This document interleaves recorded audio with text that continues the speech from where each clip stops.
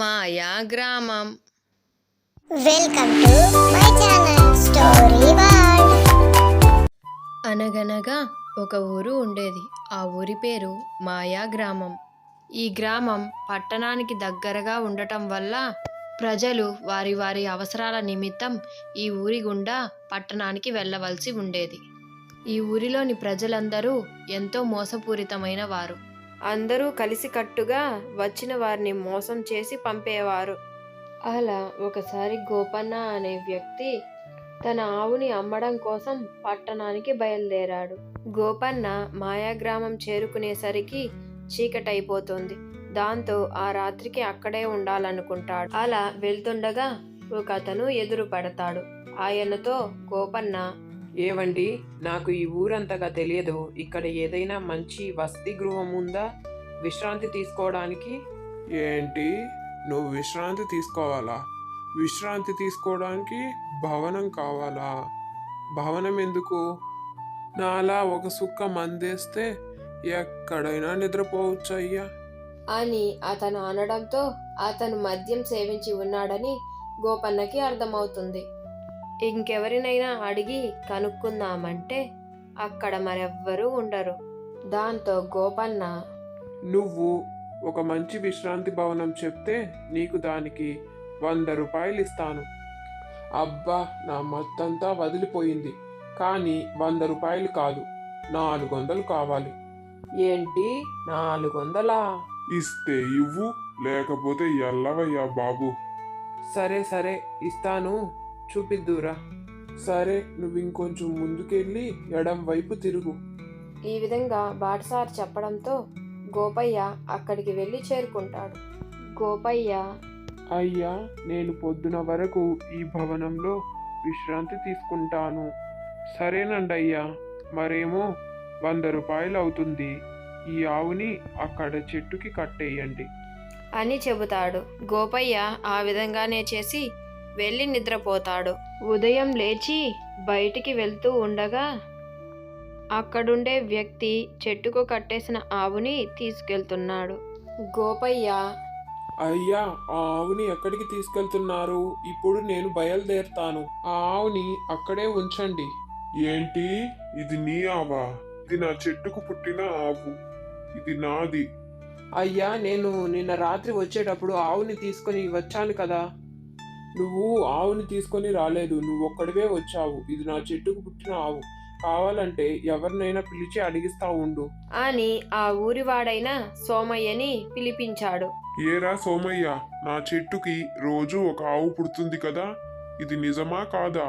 సోమయ్య కూడా ఆ ఊరివాడే కాబట్టి, అవును, రోజు ఒక ఆవు పుడుతుంది.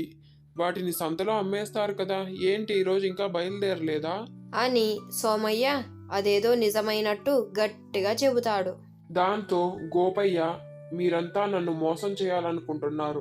నేను మీ ఊరి పెద్దకు ఫిర్యాదు చేస్తాను. భలేవాడివయ్యా నువ్వు. ఏదో నువ్వు పడుకోవడానికి చోటిచ్చి భోజనం కూడా రుచిగా చేసి పెడితే నువ్వు నా మీదకే ఇలా వ్యతిరేకిస్తావా? రా, మా ఊరి పెద్దకు ఫిర్యాదు చేద్దు అని ఆ వ్యక్తి గోపయ్యను ఊరి పెద్ద దగ్గరకు తీసుకువెళ్తాడు. అయ్యా, చూడండి అయ్యా, నేను నిన్న రాత్రి ఇతని విశ్రాంతి భవనంలో విశ్రాంతి తీసుకున్నాను.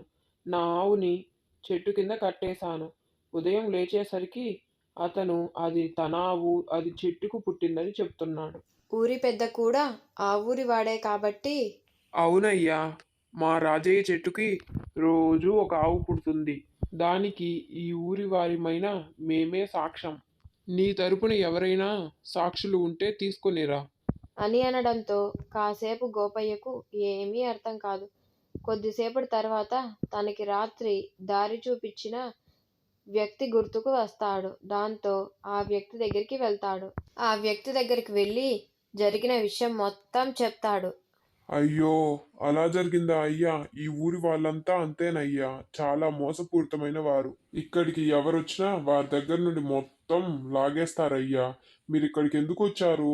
నా దగ్గరున్న ఆవును అమ్మడానికి వచ్చానండి. మీరు కొంచెం అలా వచ్చి సాక్ష్యం చెప్దు రండి. కావాలంటే మీకు డబ్బులు కూడా ఇస్తాను. అయ్యో, డబ్బులెందుకయ్యా? మీరు నా వల్లే ఇంత ఇబ్బంది పడాల్సి వచ్చింది. పదండి వెళ్దాం, నేను వారికి బుద్ధి చెప్పి మీ ఆవులు మీకు ఇప్పిస్తా. ఏంటి, ఒక్క మనిషిలో రాత్రికి పగలుకి ఇంత మార్పా? అది రాత్రేసిన మందు మహిమయ్యా. మా మందుబాబుల్లో అపరిచితులుంటారు. ఒకరు తాగిన తర్వాత ఒకరు తాగక ముందు. అది మీకు అర్థం కాదులే, పదండి. ఊరి పెద్ద ఓహో, ఇతనా నీ సాక్షి? ఇతను ఒక పచ్చి తాగుబోతు. ఊరి పెద్దగారు, నేను తాగుబోతునే, కానీ నేను ఇప్పుడు తాగిలేనుగా. మరిప్పుడు నా సాక్ష్యం చెల్లుతుంది. సరేరా, మరైతే నీ కళ్ళెందుకు అంత ఎర్రగా ఉన్నాయి? నేను రాత్రి బావిలో మంట పెట్టి చేపలను కాల్చుకొని తిన్నాను. అందుకే కళ్ళెర్రగా అయ్యాయి. ఆ మాటకి అక్కడున్న వారందరూ నవ్వుతారు. అరే బుద్ధులేని ఎదవా, బావిలో మంట ఎలా పెడతారా? మరి చెట్టుకి ఆవెలా పుడుతుంది ఊరి పెద్దగారు? అని ఆ తాగుబోతు అనడంతో ఊరి పెద్దకు కళ్ళు తెరుచుకుంటాయి. అయ్యా గోపయ్య, ఇదిగో ఈ ఆవు నీదే, తీసుకుని వెళ్ళు. అప్పుడు రాజయ్య, ఏంటయ్యా, మనందరం కలిసే కదా అందరినీ మోసం చేస్తున్నాం. ఇప్పుడెందుకు మీరు ఇలా అడ్డం తిరిగారే? అరే, మనం చేసే మోసాల వల్లే కదా మన ఊరి పేరు మణిపురి ఉన్న దాన్ని మాయా గ్రామంగా మార్చాం. ఒక పచ్చి తాగుబోతుకుండే తెలివి మనెవ్వరికీ లేకపోయింది. ఇక నుంచైనా మనం మంచిగా బ్రతుకుదాంరా అని చెప్తాడు ఆ ఊరి పెద్ద. దాంతో ఆ ఊరి వారందరూ గోపయ్యకు క్షమాపణలు చెప్తారు. గోపయ్య ఇంక అక్కడి నుంచి వెళ్ళిపోతాడు.